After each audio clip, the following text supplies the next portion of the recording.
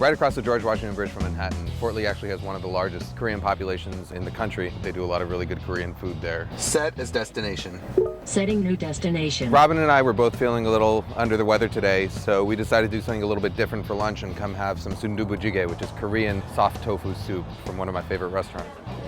These are the banchan. You'll see the soup comes out like bubbling hot in a stone pot called a dolsa, and you just drop the egg into it and it cooks through a little bit in the broth. It ends up being a pretty big meal. These are really soft silken style tofu. It's like a custard in texture. It's almost like more tofu than it is broth, so it's really more like a stew. The broth is made with anchovies and seaweed, which is what gives it that like super savory, meaty flavor. This is like one of the best winter foods. And this is the kind of thing that makes me wish I was more sick so that I could feel better. It's actually really easy to make at home, so on our way back we're going to stop at Mitsuya, a Japanese supermarket that has all the Japanese and other Asian ingredients that you need. It's a really well-known place.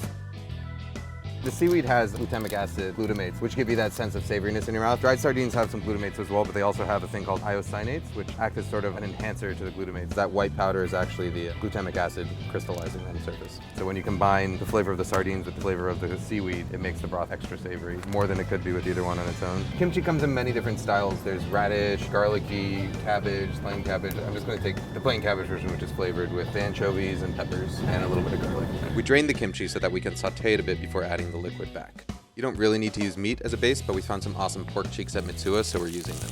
After sauteing the base ingredients, aside from the kimchi, the main flavoring in the stew is gochujang, which is a sweet Korean chili paste, a little soy sauce, and some Korean chili flakes, and then just the broth. Sometimes this is made with a super soft, almost liquid tofu, but we're just using the soft, silken kind.